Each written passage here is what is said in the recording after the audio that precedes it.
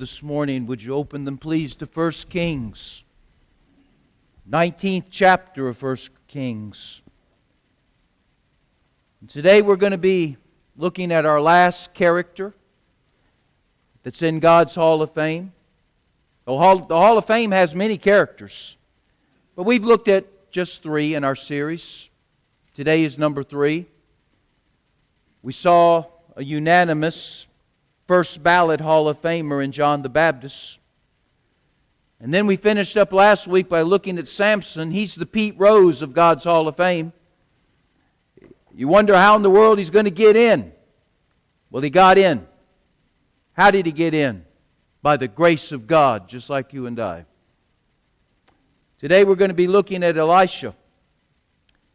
There is an Elijah and there's an Elisha. Okay? So keep that in mind. And as you're doing that, I forgot to get something that's very important to your pastor. And that's my glasses. I don't know about you, but I can't see without these things. And the longer I wear them, the more blinder I get without them. 1 Kings 19. Let's begin reading with verse 19 through 21.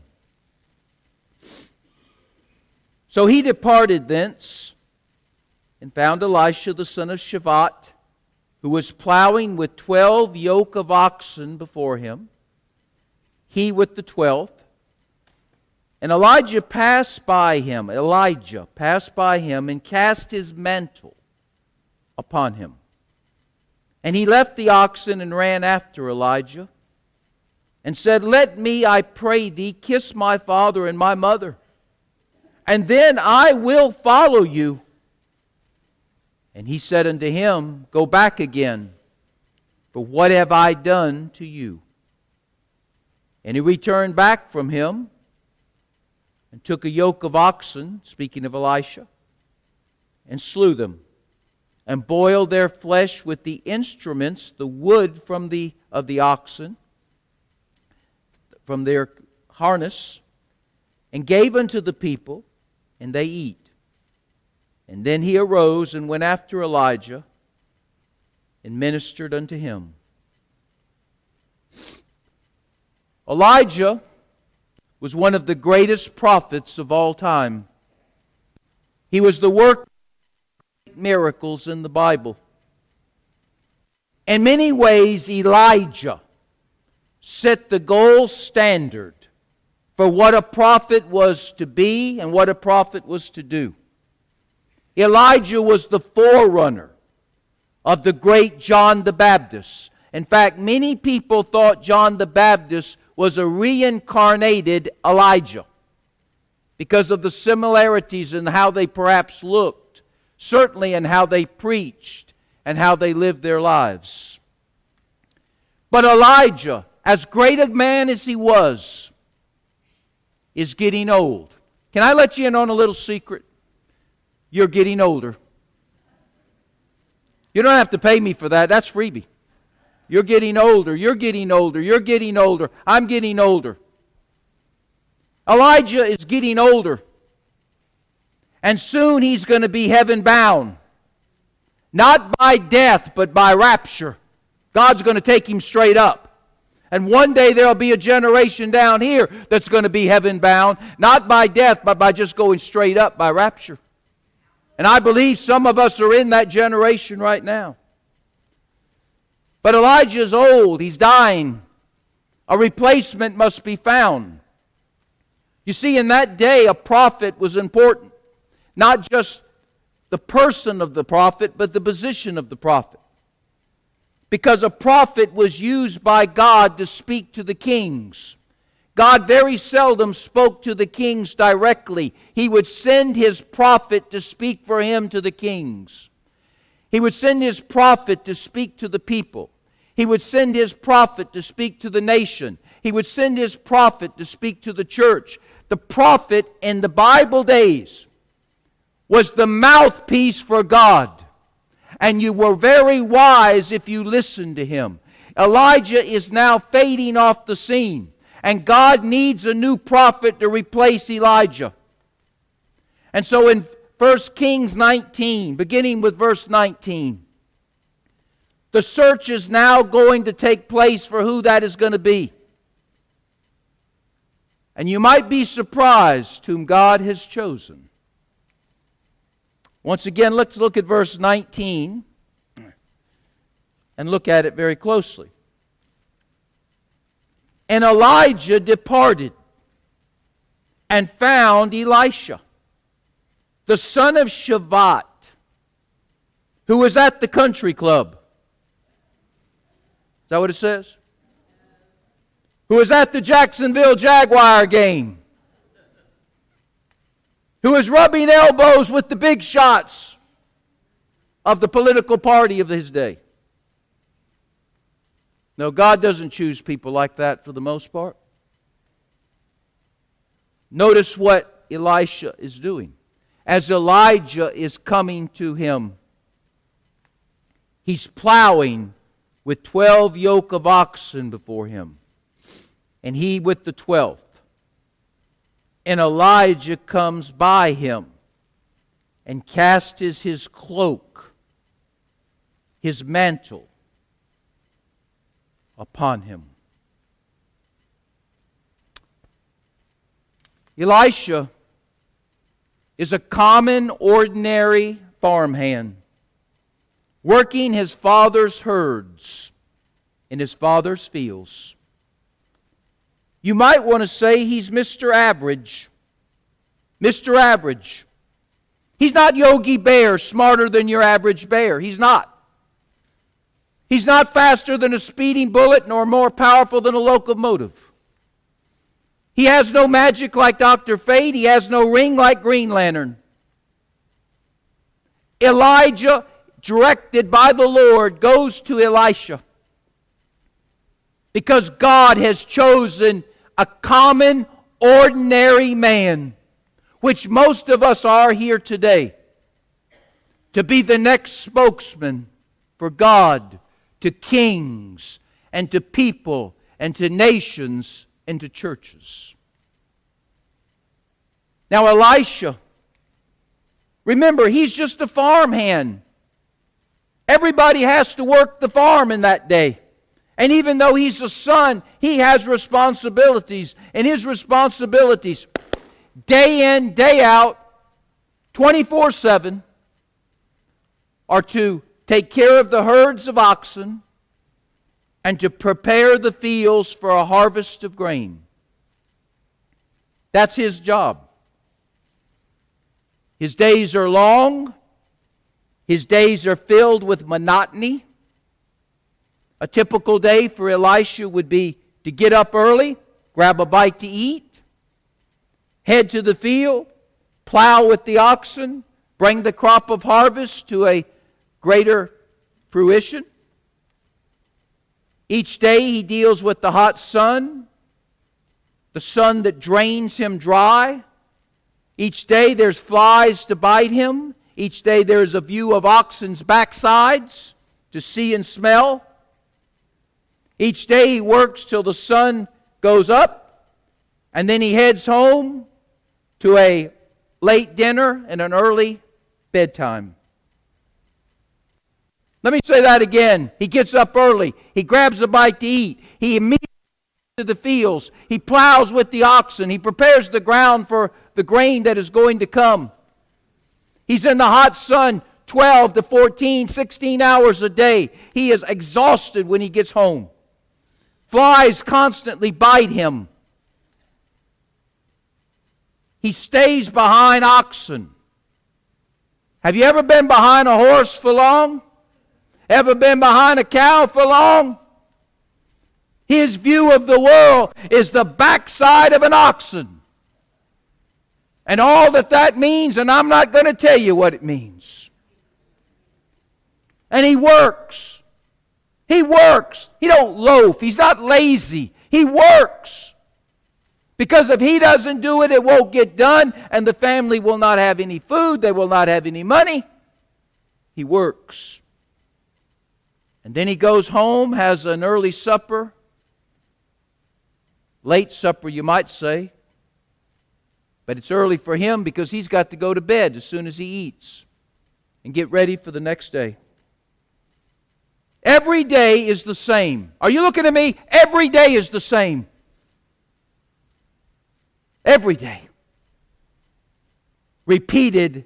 That schedule is repeated. Monday, Tuesday, Wednesday, Thursday, Friday, Saturday, Sunday.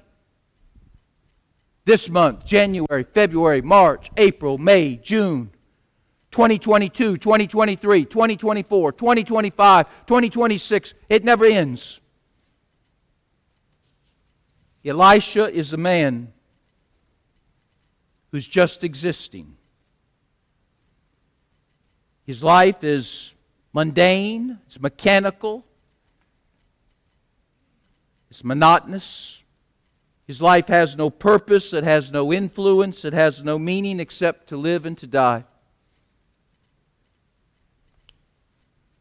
His life is monotonous, mundane, mechanical, repetitious, over and over again, with no plan, no purpose, no passion, no desire, no desires to make a difference in this world, just to get through this world and hopefully go to that one. Does that remind you of somebody you might know? Does it? That's his life.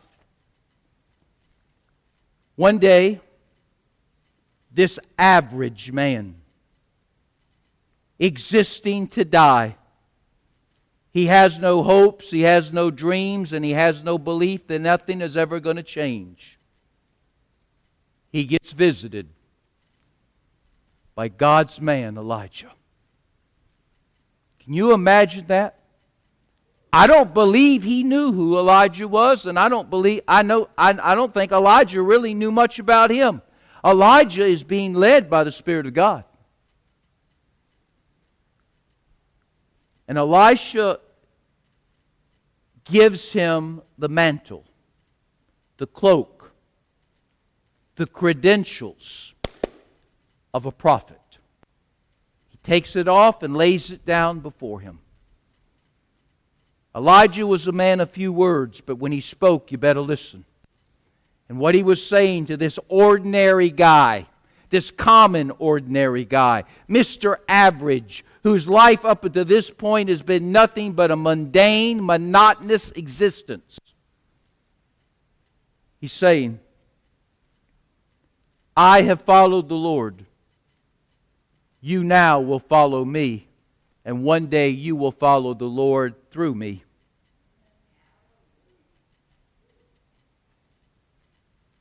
How would you respond to that if that happened here today? Well, I'm preaching, somebody slides up next to you, gives you a certificate and says, God's chosen you to be the next prophet. You probably wouldn't have much to say and know what to say. Elisha apparently says, wait, Elijah, come back here. You just came and just threw this down and... Who are you? Where are you going? What will I be doing? What about my parents? What about these herds of oxen? What about the harvest of grain? What about a time to pray? What about a time to go talk to somebody, get some counsel? Can't I even go home and give my mom and dad a kiss and tell them goodbye? Are you saying to me that God's calling me to follow you? You're the prophet. Are you telling me that I'm going to follow you and be a prophet too? To Almighty God?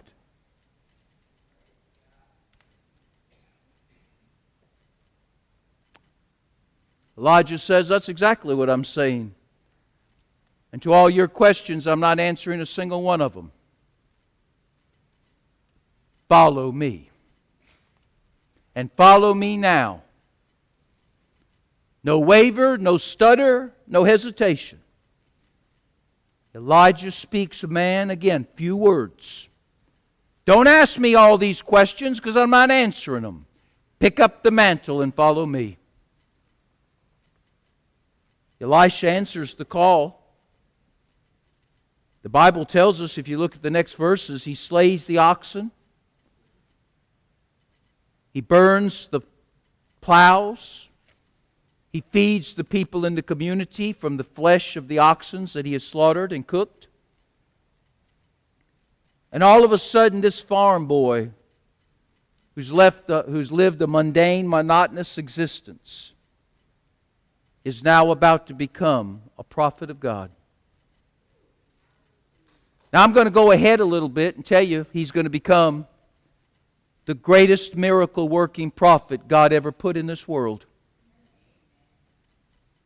Elijah was a great miracle worker, but Elisha would have double the miracle-working power of his predecessor. That's the story. And a common, average, ordinary person minding his own business, looking at the rear end of oxen every day, plowing fields, preparing the oxen for slaughter. That's what he did. And God taps him on the shoulder and says, "You're next. You're up next. You're next." What can we learn from that? Many of us know Bible stories, but we don't know what the Bible stories mean to us personally. The Bible stories are not just meant to tell us a story. It's meant to tell us about ourselves and how we should respond to God or not respond to God in certain situations and circumstances. So let me give you just a couple of principles here. A very simple story, but I think there's some profound principles that can come out of it. Principle number one is God is calling all of His people to a ministry of life and service. God is calling all of His people. You talking to me, Pastor? I'm talking to you. But I'm old, I'm talking to you. I'm young, I'm talking to you. I'm smart, I'm talking to you. I'm a dumbbell, I'm talking to you. I'm a pretty face, I'm talking to you. I'm ugly as a duckling, I'm talking to you. God's no respecter of people. God is in the calling business. And when God saved you and I, He didn't save us to sit in a seat and stare and scram out the door to the next Sunday. He saved us to have a life of ministry and service, not to have an existence.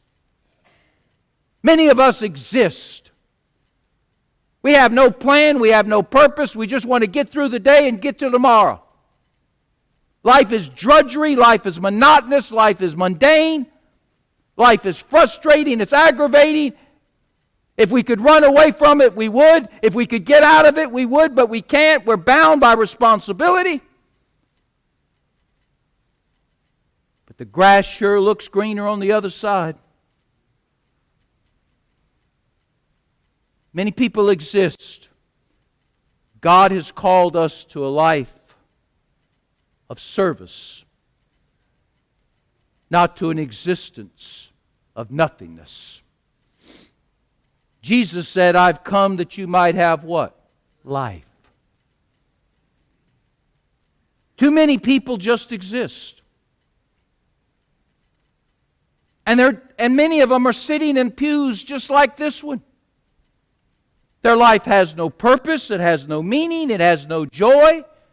Their lives are boring, dull, frustrated by an existence of drawing a check, sitting in a pew, and seeing and smelling the rear ends of life. That's their whole life. That's their whole purpose. They're caught in a trap. They live in a 9-to-5 world that has no end, and the only way you're going to get out of it is die. And to those of you who are like that, to those of them that are like that, Jesus says, "Follow me."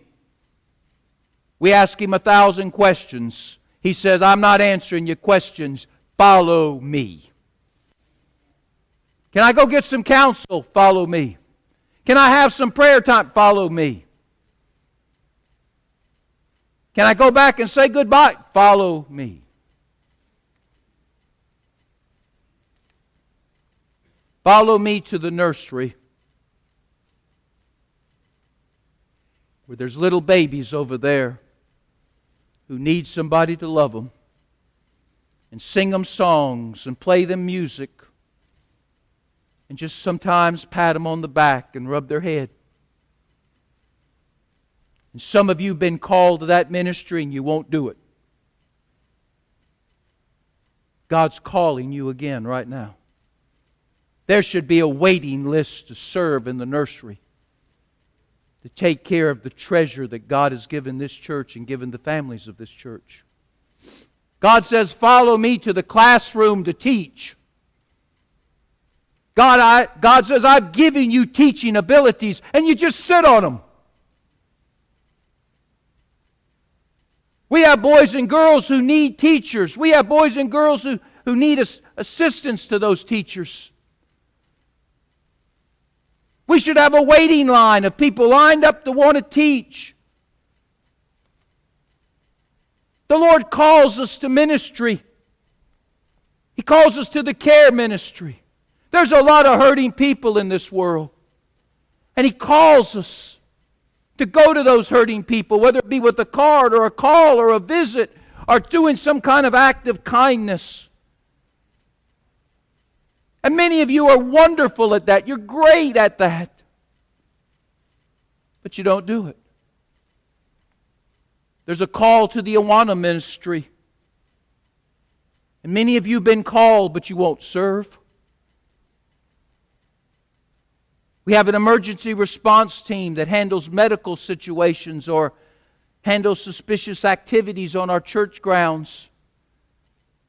And you saw them go into action not too long ago over here on the left. And some of you could do a great job with that. You got a security mind. You got a medical mind. Or you know how to respond to things quickly. God has gifted you with that. You just didn't come up with that. God gifts us with everything we've got. And He gifts us to use those talents, to use those gifts in His church. Some of you are great administrators. You could step into an administrative situation and you could make it happen just like that. Others of you are good with finances. You're good with other things. And God is calling us. God is calling you. He's calling I. He's calling all of us to have the joy of service, to break out of our shell of monotony and make a difference in someone's life, including our own.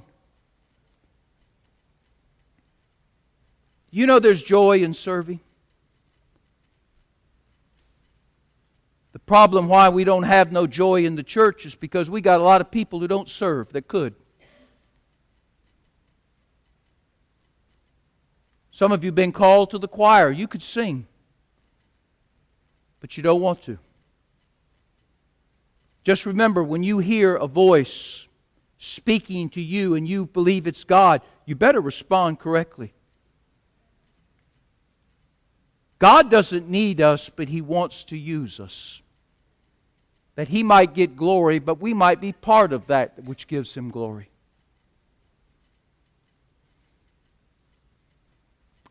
Principle number 2.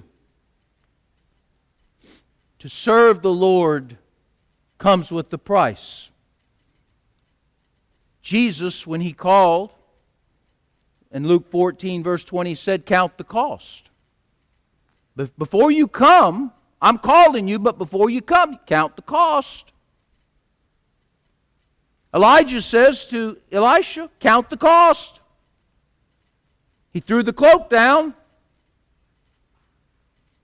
Elisha picks it up and says, I need to do this, I need to do that before I can come. And the Lord, what did Elijah say? Just come. What excuses did they make to Jesus? He said, once you've counted the cost, you're going to do what you need to do, come. Elisha immediately understood what was being said. He slayed the oxen. He burned the plows. He bid farewell to his family from a distance and left all he had to follow Elijah. He paid the cost to answer the call. You say, why was that in there? Those oxen were very important. But the call of God was more important. Why did he burn the plows? Because the plows were important, but the call of God was more important. Why did he feed the community? Because feeding the community was important. But the call of God is more important. The call of God that He has on your life is more important than the things of this world. Count the cost, because you're going to have to give up the things of the world if you want to do the service of God. You say, Pastor, I will gladly serve in the choir on my terms and conditions. I will gladly teach at my convenience and my comfort. Pastor, I will gladly work with the boys and girls when I feel like it and I have the whim. That's the average Baptist response. A survey was taken some years ago about why people don't come to church or serve or both. Let me give you the top, I don't know if these are the top 7, but these are 7 of the list. I'm too old. I'm too old. Pastor, I would love to work in the nursery, but I'm too old. How old are you? 55? I'm too old. I'm too sickly, Pastor. I would love to work with those boys and girls. But I can't do it. My health doesn't allow me to do anything. But it does allow you to go to the mall 3 times a week. And go here and go there and do this and do that. Just an observation. Pastor, I'd love to serve, but nobody asked me to. I would teach if somebody asked me to. I would serve here, I would serve there, but I just never got a call from Debbie. Keith never called. Pastor, you never told me to do it.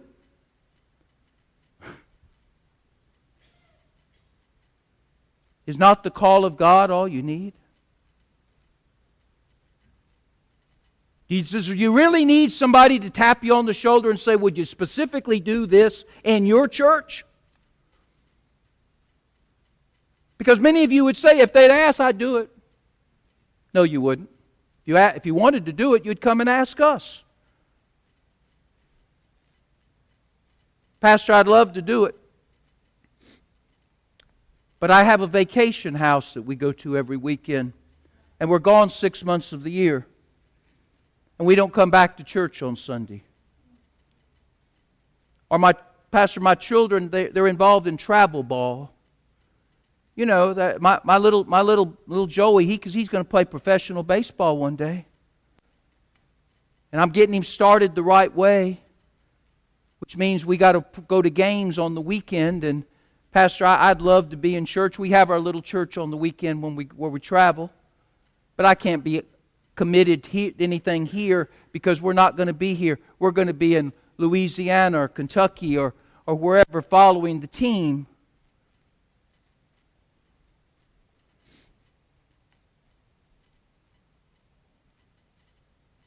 Pastor, I just can't get up in the morning. I'm too tired. Well, why are you too tired? Because I watched the game late last night. Now, I'm being a little facetious, and you know that. But I'm being dead serious, and you know that. Number one reason why people don't worship and serve the Lord is because they just don't want to. Let's set aside all the excuses that the Kingsmen Quartet sang about in their song many years ago called Excuses. In fact, if you like to hear them sing that, go home, Google Kingsman Quartet song, Excuses. It'll make you laugh. It's a chuckling song. But it says that the reason why we don't do what we should do is because of excuses. Last principle, and we're through. When the Lord calls us to serve Him, He calls us to serve Him now, to let the things of this world go. And He will call us and tell us to come to Him one step at a time. You see, we want to know everything up front. Pastor, can you give me some details? Lord, can you give me some details? Information, please. Can you answer some questions? Can you give me the game plan? Can you tell me where we're going to start and how we're going to get to the end? And God answers our questions, right? No. Abraham had a bunch of questions. What did God say to Abraham? Abraham, be quiet and go. Moses had a lot of questions. God said, Moses, be quiet and just leave. Joshua had questions. God said, don't worry about the questions. Don't worry about the answers. Just cross the Jordan River and I'll do the rest. And by the way, when you cross the Jordan, you'll go one step at a time. The water's not all coming back like Moses at one time. Every step you take, the water will move one step at a time. We don't like that. David said, Lord, I know you're calling me to engage this giant. I got some questions. God said, you don't have no questions. Just go engage him. I call you, I will take care of you. See, we want it all up front. The just shall walk by sight, right? No. Sight says, I got to see the plan. The Bible says, the just shall walk by faith. I will follow the man. I don't have to see the plan. I'm following the man. That man is Christ Jesus.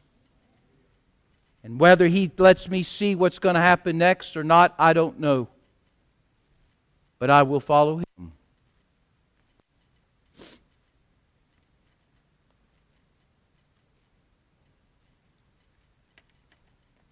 Ladies and gentlemen, we need servants. We need you. We'll take you however you are, but we need you. We need you. We'll take you however you are, but we need you. We need you. We'll take you as ever you are. But we need you. Some of you used to work for the Lord and worked well. Now we hardly ever see you anymore.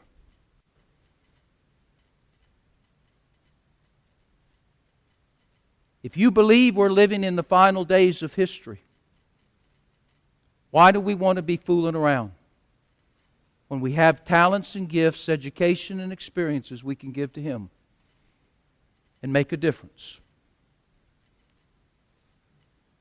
If you need some help in how to figure all of this out, I'm available. My staff is available. We will sit and talk with you. We'll find a place where you can serve that you would be comfortable with. Find a place that matches your skill set. We'll find a place that you can make a contributions that will bring joy to your life and make a difference in somebody's eternity.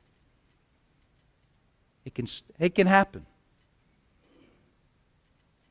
But it won't happen if you don't want it to happen. Heads are bowed and eyes are closed.